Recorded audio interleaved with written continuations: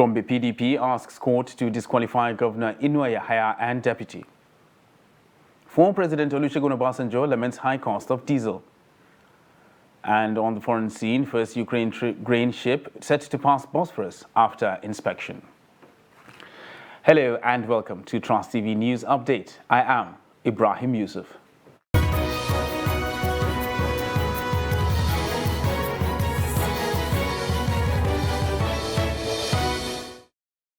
Hello and welcome once again. The Nigerian Railway Corporation has suspended train services on the Lagos, Abuja and Ajaokuta routes after safety concerns. The managing director of the NRC, Fidet Ohiria, who said this on Wednesday, said the decision followed a report of an attempted kidnapping of passengers that left the Ajaokuta station by road on their way to Abuja. According to him, the passengers and their vehicles were shot at in the process but escaped from the attackers. Ohiria explained that the passengers have been advised to use any of the adjacent stations in Itakbe or Itogbu until the security situation in the area improves. The NRC MD said the Warri-Itakbe train service is still on as the train left Warri this morning on its way to Itakbe. One of the passengers kidnapped during the Kaduna-Abuja train attack, Mustafa Imam, has recounted his ordeal in captivity, saying he was the official medical doctor in the bandits' den. Mustafa, who was one of the 5 passengers freed by the bandits on Tuesday, said he won't pray for his enemy to go through such an ordeal. According to him, there was no medication in the camp, citing the case of a woman who had malaria but went into a coma because there was no medication to treat her. The Associate Professor of Medical Biochemistry at the Usman Danfodio University, Sokoto, also said feeding was a big issue during his time in the abductor's den. With the recently freed victims, the number of released passengers has now swelled to 37, and as of now, 35 persons are still in captivity. Because there was barely food for people to eat. We were hungry for the last three and a half months. We were quite surprised in the last 2 weeks. They actually, they started bringing food stuff that we ate, and we were actually okay in the last 2 weeks. But then for the first 3.5 months, we were actually very, very, very hungry. And when I say very hungry, this is an understatement. There were days that we go, just eating once. We ate once on certain days. And just imagine there are children that are barely 1 year, a child that is barely 1 year old and a 90-year-old person feeding once a day. Just do the math. When you talk about medication, I literally was the medical doctor on camp. I was treating the captives as well as the bandits, or I would say Boko Haram members. There wasn't medication. To be very frank with you, we heard on the radio somebody was claiming that they would bring medication whenever it was needed. There wasn't any medication on camp. We could go days. There was a day that a particular lady who had malaria. So malaria, you could treat malaria with 1,000 naira. But this lady literally was going into coma because there wasn't medication for her. There wasn't medication for her malaria. So the situation is really, really terrible. Really. I personally did not experience any molestation, but then some women on camp would claim that there were attempts at molestation. But I personally did not experience this. And this happened in the first 1 to 2 weeks after we were held captive. The Nigerian Air Force has launched an offensive operation christened Operation Show No Mercy against terrorists disturbing the peace of the country through various attacks. The Chief of Air Staff, Air Marshal Oladayo Amao, while launching the operation at a meeting with NAF operational commanders in the various theaters of operation, charged the senior air troops to ensure that they employ maximum firepower against the terrorists. According to a statement issued on Wednesday by the spokesman of the force, Edward Gapquet, those the air chief met at NAF base in Kaduna on Tuesday include frontline air officers commanding and air component commanders. Amar said launching offensive operation against the adversaries will deny the terrorists freedom of movement, adding that it will also boost the confidence of the populace and ensure a peaceful country. President Muhammadu Buhari has administered the oath of allegiance and the oath of office to 3 new permanent secretaries of the Federal Civil Service. The president performed the ceremony on Wednesday at the council chambers just before the commencement of the weekly Federal Executive Council meeting. The new permanent secretaries were Lydia Shehu Jafia from Adamawa State, Udom Okokon Ekanem from Akwa Ibom State, and Farouk Yusuf Yabu from Sokoto State. In attendance at the meeting, the Secretary to the Government of the Federation was Mustafa, Head of the Federal Civil Service, Dr. Folashade Yemison, and the National Security Advisor, Major General Babagana Mungunu. Also in attendance are the Minister of Finance, Budget and National Planning, Zainab Ahmed, Attorney General and Minister of Justice, Abubakar Malami, Information and Culture Minister, Alhaji Lai Mohammed, and that of the Federal Capital Territory, Muhammad Musa Bello. Others are the Minister of Industry, Trade and Investment, Otumba Ni Adebayo, Communication and Digital Economy, Isa Alipantami, Power, Abubakar Aliu, Labor and Employment, Dr. Chris Ingigi, and that of Human Affairs and Disaster Management, Social Development, Sadia Umar Farouk. And the National Agency for the Prohibition of Trafficking in Persons, NAPTIP, has ended a week-long awareness campaign against online trafficking in persons and the use of technology by traffickers to recruit victims. This year's theme focused on the role of technology as a tool that can both enable and impede human trafficking. The report. The awareness campaign kicked off on the 26th of July with an expose on recent methods adopted by traffickers to lure victims for the purposes of organ harvesting, sexual exploitation and forced labor. Director General NAPTIP, Dr. Fatima Waziri Azi, said there have been a rise in the use of social media platforms such as Facebook, Instagram and others for the recruitment of victims of trafficking. The event is attended by different foreign nations in Nigeria, NGOs partnering with NAPTIP, security agencies and students in some tertiary institutions in the country.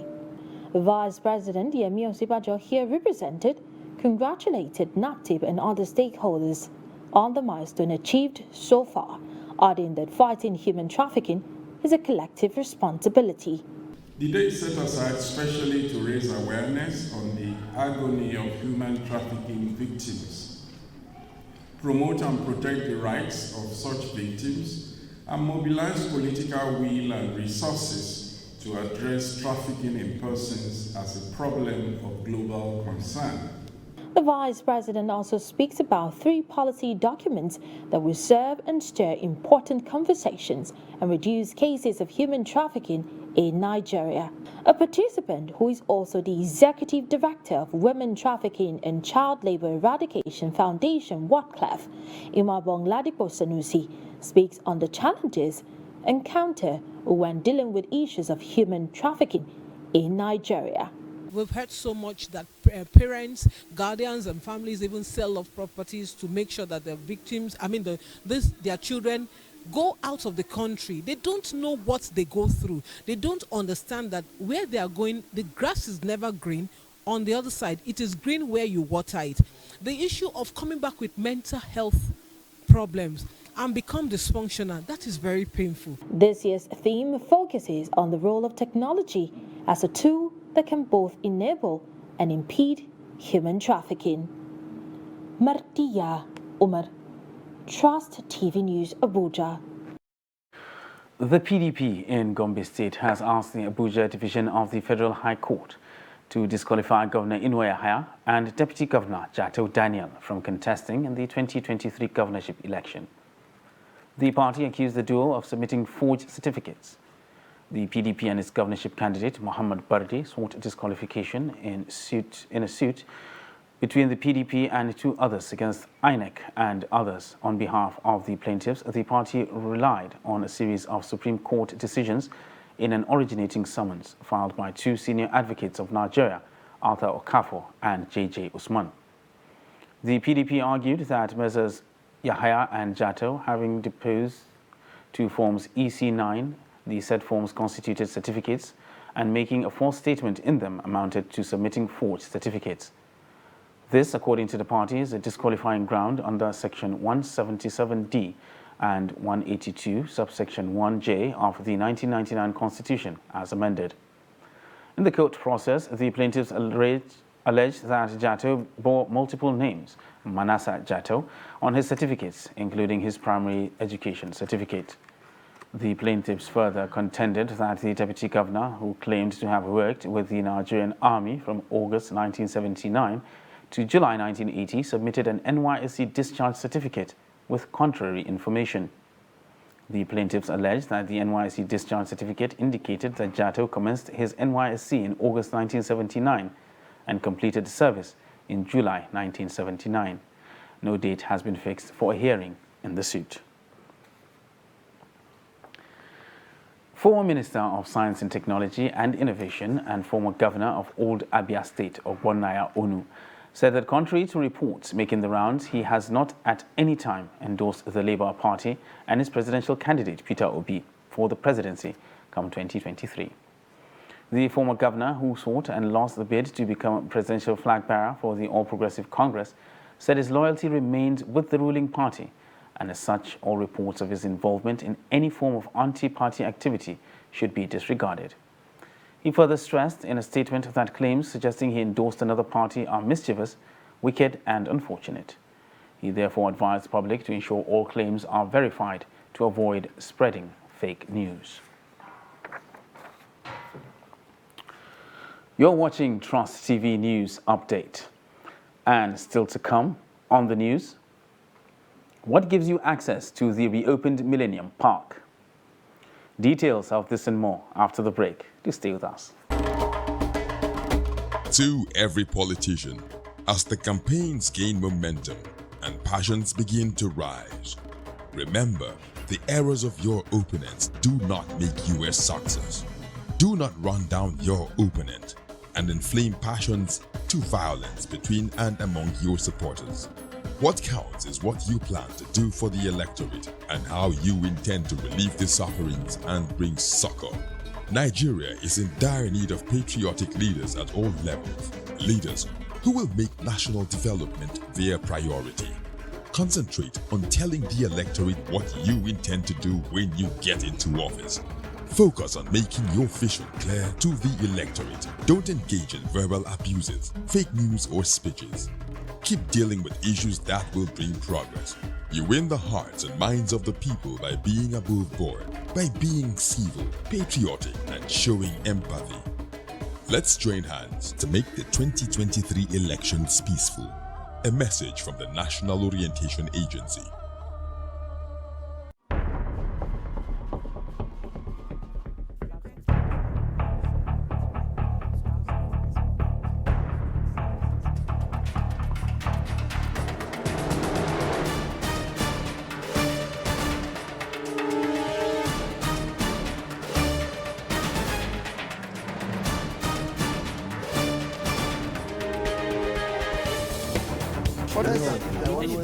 That's great.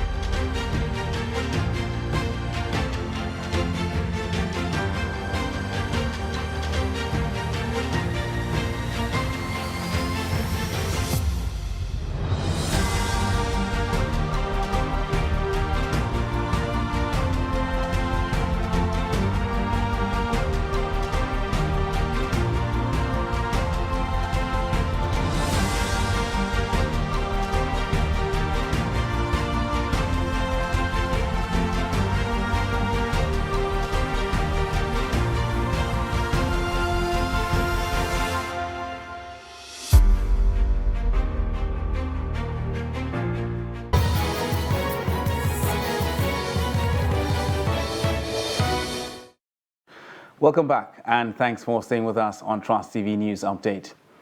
Now another look at our top stories.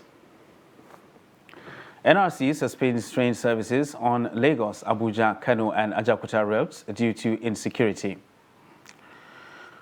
And Gombe PDP asks court to disqualify Governor Inuaya and deputy. Moving on to other news now. Women in the country have been called upon to continue helping one another to enable them to contribute their quota to the growth of women in the society. Minister of Women Affairs, Pauline Tallinn, made the call at an event in Abuja. The report. The Minister of Women Affairs, who was represented by Director General National Census for Women's Development, Asabe Bashir, reiterated that women should make it their priority to help their fellow women, not only financially, but morally, in order to curb the menace of redundancy among women. Gender-based violence remains the most oppressive form of gender inequality. It is one of the most serious threats to the health and safety of women and girls, and it is deeply rooted in patriarchy. Its devastating consequences are felt at social, economic, political, and personal levels because of the grievous harm inflicted on victims. A woman activist, Mariam Booker, said 99% of girls within the age bracket of 11 to 16 years in Nigeria have experienced unwanted sexual approaches through chat or other social platforms, hence the need for women to adequately armed with the right information and resources. We must empower women and girls and make them the agents of change. Build their capital, build their self-assets. Let them be the voices that speak out. We must use a human rights approach because it is the fundamental human rights to bodily autonomy, to bodily integrity, to access to health. We must create and sustain women and girl network. UNFPF representative Ulamula said the call for women empowerment was necessary in order to awake the giants in women as well as guarantee proper upbringing of their children. So the right that any woman has is to decide if and when she wants to have children and how many children she wants. And most women in Nigeria would want to have children, but most women would also like to take their time having them.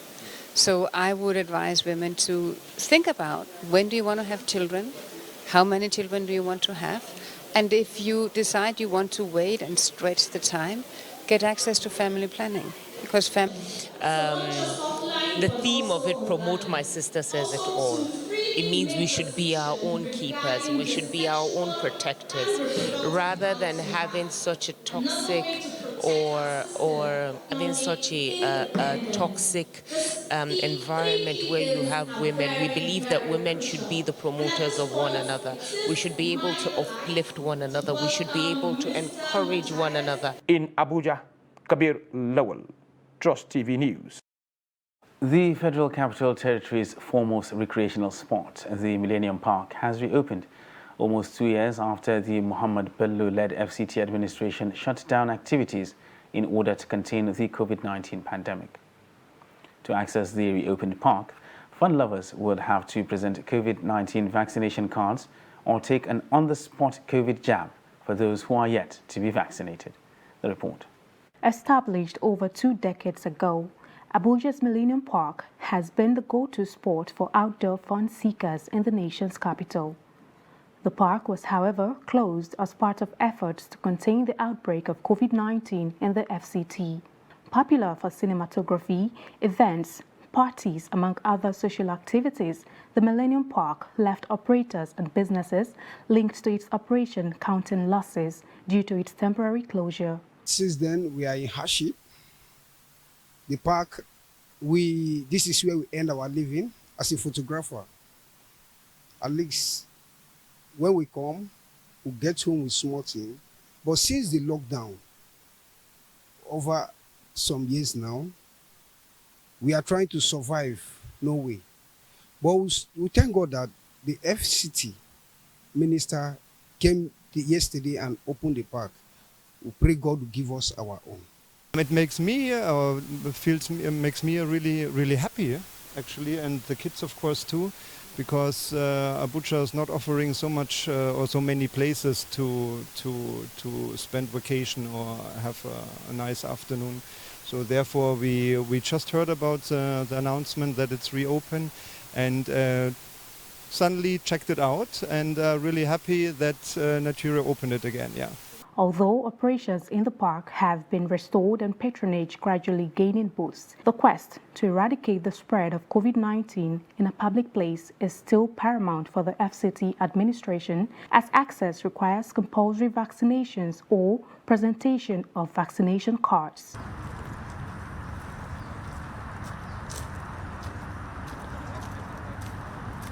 Meanwhile, there are calls on the park's management to maintain hygiene, provide services and initiate activities that are easily accessible to the public. We look forward to keep coming here and for it to remain as clean as it is now and as taken care of as it is now.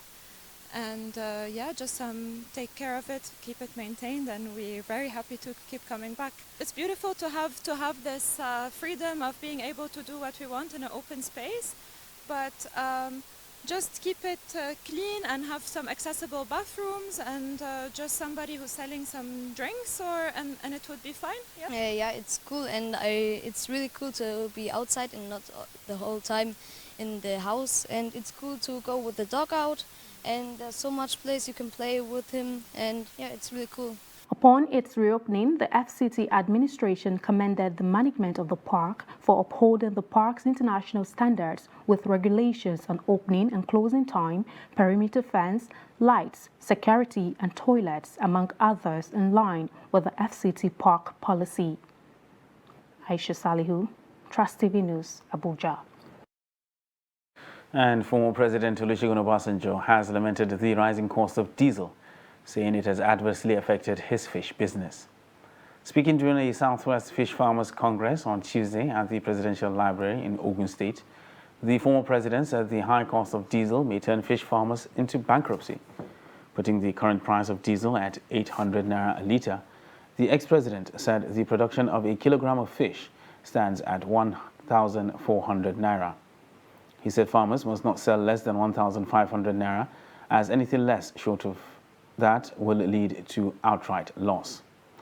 According to the former president, fish production will be an out-of-reach endeavor, and then people will be producing fish outside Nigeria and dumping it here.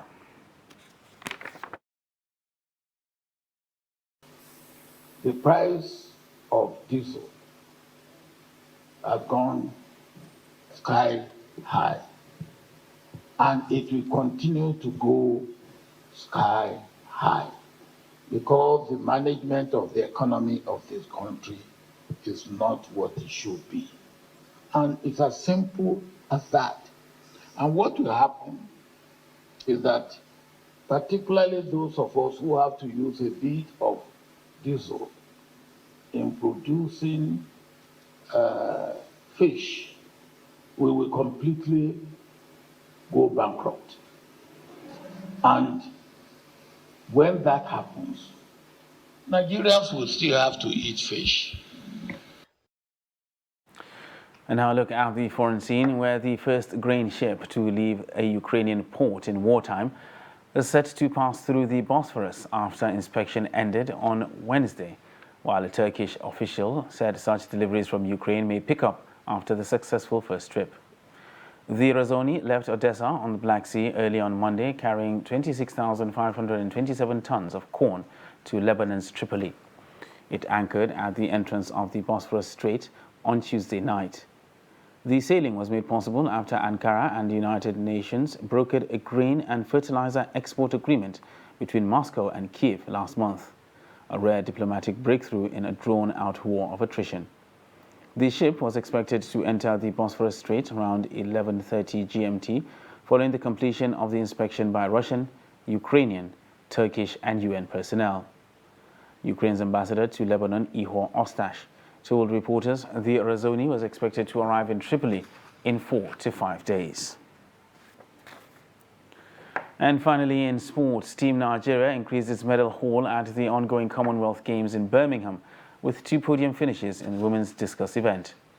Chioma Onyekwere won gold in women's discus with a distance throw of 61.7 meters, as Obiageri Amechi won bronze with a distance throw of 56.99 meters in the same competition. Team Nigeria now has a total of 8 medals, 3 gold, 1 silver and 4 bronze. Let's now join Adeni Ajishafe for more sports news. The 2022 edition of the Bauchi Polo Club, in conjunction with Nigerian Polo Federation MPF Polo Tournament, galloped off Monday at Colin A.D. Umar Retired Polo Ground in Bauchi. The polo teams will compete for honors in 4 different entries in the polo event that will last 6 days before winners emerge. The major trophies are grouped into 4, namely Sarikin Fulani Cup, Tafawa Balewa Cup, Emir's Cup and Governor's Cup. 6 teams competed on the opening day with much display to the admiration of polo fans in 3 games. In Match 1, MMD Polo Ranch defeated Bauchi Ubandawaki 5-2 in Match 2. A&O Farms 2 lost 3-4 against Max Green, while the third match saw Percentage scored 4 unreplied goals against A&O Farms 1. Organizers hope to use the event to attract more participants, especially the younger ones within and outside Nigeria, to go into polo sport. Assistant Secretary General, Nigerian Polo Federation, who doubles as Secretary Bauchi Polo Club, Haruna Ningi, says polo sport needs sponsorship for the sport to grow as more people will go into polo, if well harnessed. Polo, yes, when you call polo, people will think that, no, until when you have money, you can play polo. No. Polo is a game of passion. It's the only sport that you can spend millions of naira and you can get trophy of maybe 150,000. So it's a game of passion. It's just passion, and everything with horse. Everything associated with horse is a passion. So I call on people of Bauchi, the surrounding area, to come and watch the horse. And that wraps up Trust TV News Update for this hour. Thanks for watching. I am Ibrahim Yusuf.